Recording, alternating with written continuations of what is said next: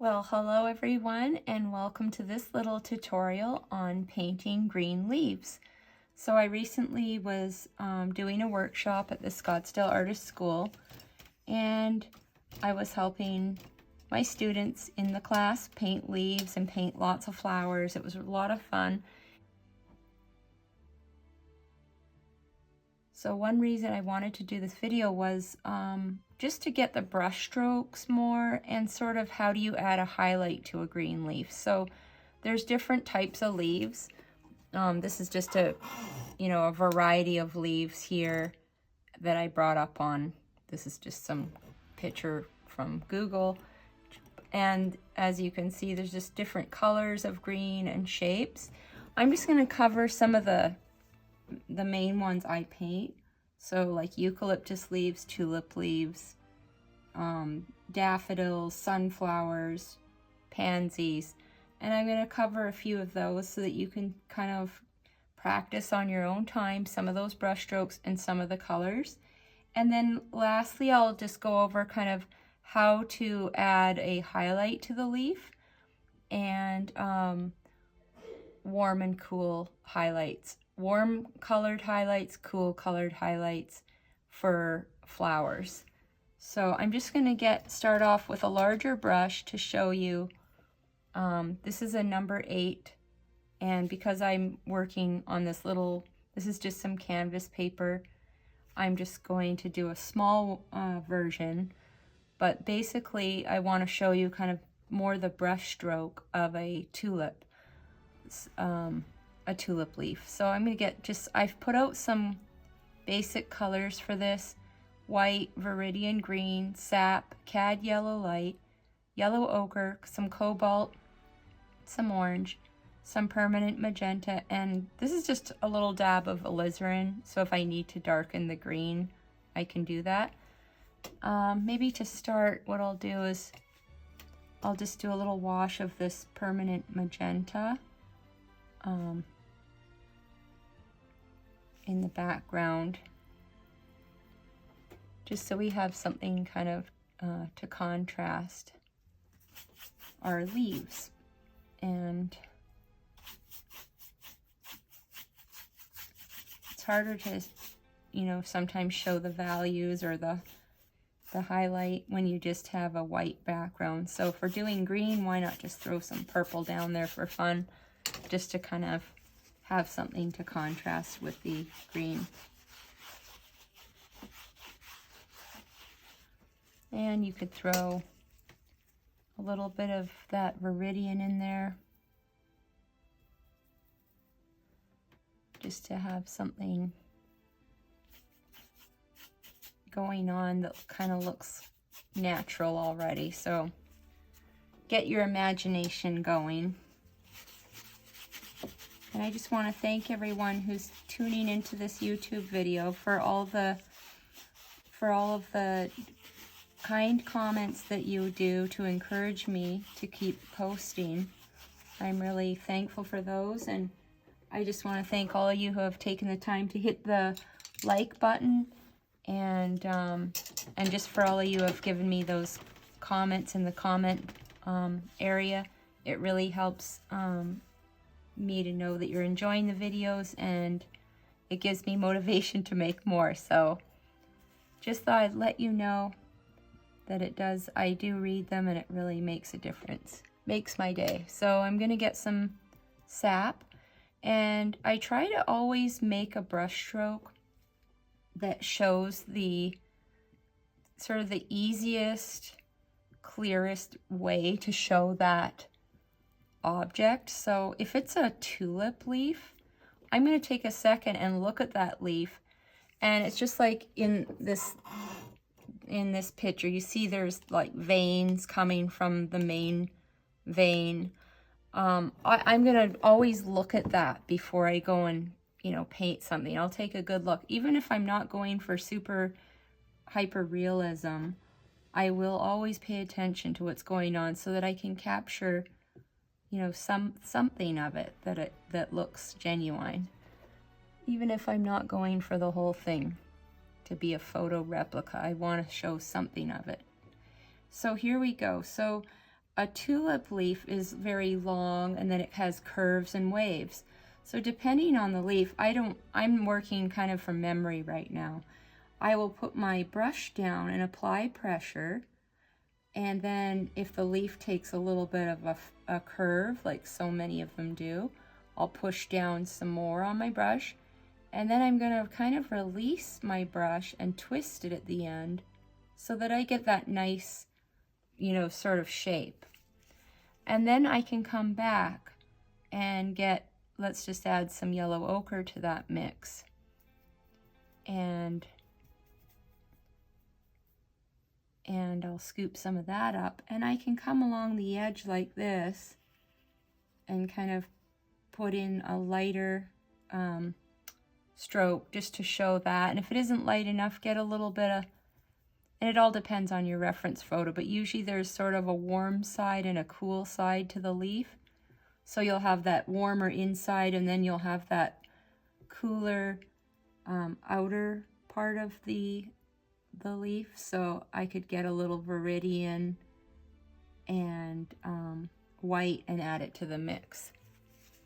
And then if you want to fix up the area that, say you didn't get the brush stroke just right, like there's a little bit of an area that the paint kind of lifted off, and because I'm using canvas paper, you know, you're gonna have, it's just a cheaper paper, so some of that is because of that. On a canvas it normally would have just gone in. And then you have your stem, your tulip stem, and then you might have another brush stroke. You may see there's another part of the tulip leaf here, so I'll push down and, you know, bring that up, and I can get that lighter, bluer, cooler valued green for the outside where you see it kind of getting the light. I'll use some of that viridian and white, and you can add a little bit of yellow ochre to it to warm it up, and just kind of bring down. I shouldn't have lifted up so quick, but you get the idea. Just put your brush down and just make that stroke in one go versus trying to, you know, get that same effect by doing multiple strokes. You're better off having one messy stroke that looks determined than a bunch of little ones to try to make it look correct. You know what I mean? It looks more interesting and it's less work. So there's a tulip. This was a number 10 flat that I used, and all you do is get used to that stroke, pushing down, and then twisting. I'm just twisting my brush. I'm not moving my whole hand, and that's another thing I saw a lot of students doing is they move their whole hand, and that makes more of like a rainbow versus we're just trying to use our brush to create the shape. So, and then stems are usually a little bit more yellow, so I can add a little bit of that cad yellow light in there. And that's a nice looking, you know, quickie kind of tulip leaf and stem. And if you add that cad light in there and a little bit of white as it gets closer to the flower, you get that real lime green color in there. So there's also a variety of greens. You have these cool colors that quite often leaves outside have the cool reflected light coming down from the sky, and then you have these more lime green colors as you see kind of a more transparent look on the flower's stem. And they're all different colors. I mean, some flowers like a peony will have sort of a red stem on the flower. So everything is circumstantial to what you're working on. Or what I call long leaves. And then daffodils are the same. And daffodils have a real blue colored leaf. So I, for them, would use viridian and yellow ochre. And you can also mix another green, like add cobalt blue and yellow ochre, and you get a real natural, more earthy green that way. But I'm just going to use some of this viridian and some yellow ochre, and again, I'll try to pick a brush that I can make that general size and stroke with. So this number 6 flat, again, for those long stems, I would just go up and twist my brush, and even it looks pretty to see some of that purple coming through. I like it. I would just leave that and then do another daffodil stroke like this. And I like how there's a bit of that cobalt blue showing. So, you know, I could see a daffodil right in the middle there. And I could see a tulip kind of right there. So those are kind of the long strokes, and the key is pushing down and then kind of turning your brush so that you create that stroke nice and easy, and try to do it in one go. If you don't like that space and you said, oh no, I wanted to get that stroke, just go back down, you know, over it or up, whatever, just gently kind of blend it up. And again, for that nice cool light that shines down, you could add some viridian white and some cobalt blue, and just take your brush and push down and kind of lift off. And then again up here, you can just take a little bit of the edge and show some light shining on that edge. So now you've got some tulips, you got the daffodil, and then there's my like short leaves, like sunflower leaves, which you don't really see on the sunflowers that you get at the grocery store. But if you go to a flower garden and look, you'll notice they have really wide leaves, and those leaves have, you know, some more, you know, details and more veins in them and whatnot. So, and more wrinkles, and so I'll start off with some sap for that, and I'm gonna just kind of add a little cobalt to it to blue it down a little and darken it. And so on a sunflower, the leaves tend to kind of, they're shaped kind of they're more of a ultimately it's like a triangle, and with ruffles, so you kind of have this shape like this. And then you've got the stem that comes out of it and into the sunflower, and where the stem comes in, you're gonna have that little vein that comes down, and then you have those veins that come off of it, basically something like that. And you know, pansy leaves too, they're round and, you know, kind of a little bit like a square almost, but similar, because again, they have the little vein and the little veins that come off. And you don't have to add all that detail, but to start off, that's sort of the thing. And then I will block in the shape of it like this, or, you know, it just depends.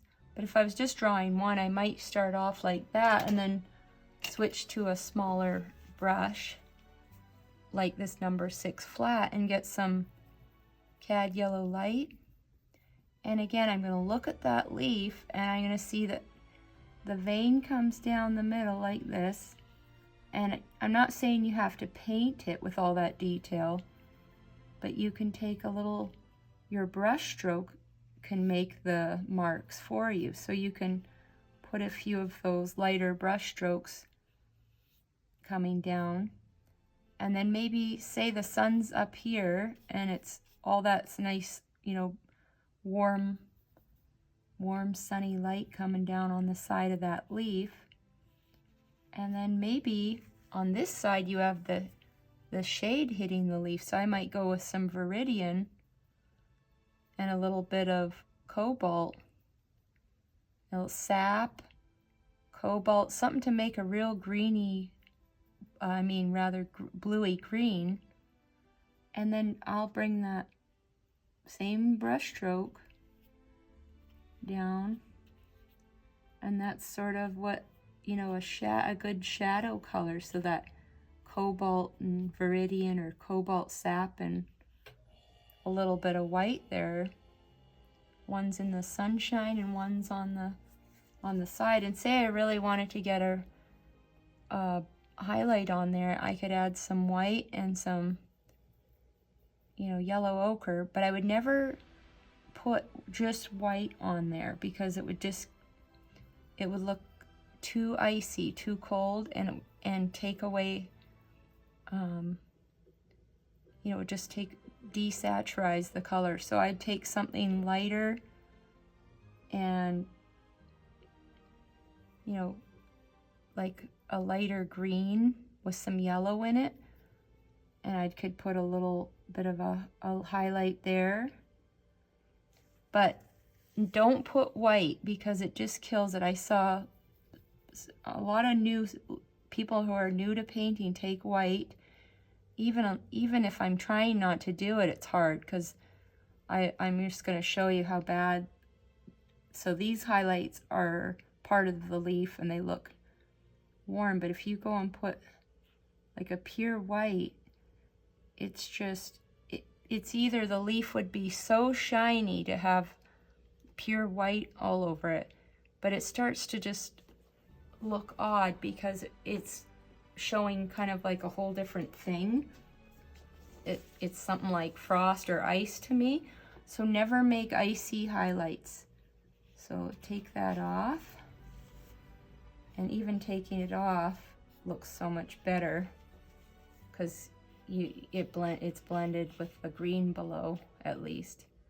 But I saw some students doing that, and it's just, and then it starts to go everywhere. They're, oh, let's put some here and let's put some there, and before you know it, the whole painting has these white dabs all over that just kill the painting because it just makes it look like ice is everywhere. So I'm just gonna get a little lighter bit of, you can add to the other side some highlight, but make it cool. So I'm just showing you kind of two sides, a warm sunny side and sort of more of a cool green side to a sunflower leaf. And then our pansy leaf, I could just get some, for the highlight, just some cad yellow and some sap. And I just put just a little bit of a highlight near the tip there. Of course, you'll have a reference photo that will tell you where that light will go, but just never put pure white in those highlights. It has to have green or yellow in it, but never pure white.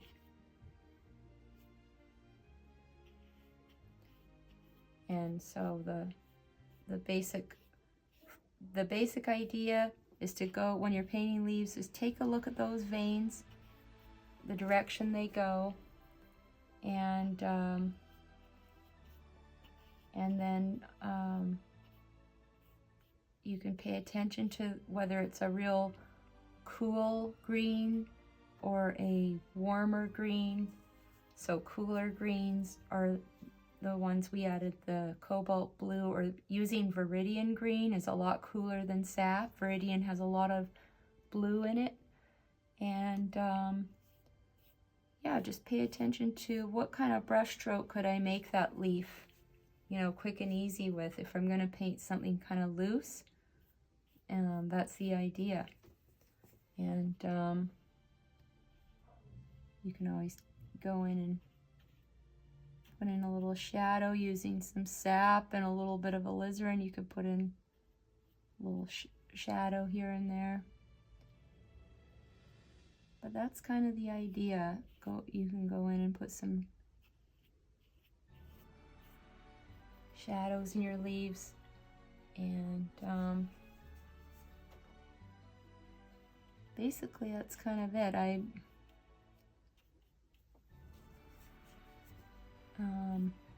Trying to think what else I can what else I can add. I'm sure there's lots I can add, but let's see.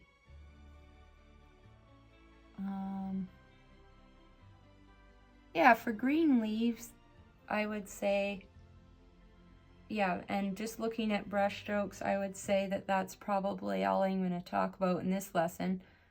I could go back and do another lesson on how to paint a bunch of green leaves that are, you know, in a bouquet all together, and how to simplify that mess. But for now, I think just kind of going over how to make you more aware of the shape when you're painting it, so that you can make better paintings.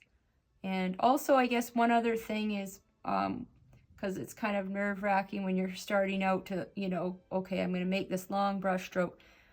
Sometimes it's good to plan where it's going to start, and then, you know, make sure you know where you want to finish it. And sometimes you could put a little dot like on your page, so you know I'm going to carry that up, and then by the time you get here you can start going, oh no, where am I going to go? But if you can look at something like, okay, I'm heading that way, twisting my brush till I get to that dot, for example, you know, that can help too. So that's a lot of me jibber-jabbing away here while I'm painting, but I hope that helps you, and I look forward to the next video. And in the comments, you can always leave me ideas or suggestions. And don't forget to hit the like and subscribe. And you can follow me on Patreon, where I put all these little helpful tutorials in one place. And for $10 a month, you can have access to all these little short tutorials. And then if you want to paint more and do longer videos, you can join the higher levels in my Patreon. So look forward to seeing you in the next video, and thank you so much for watching.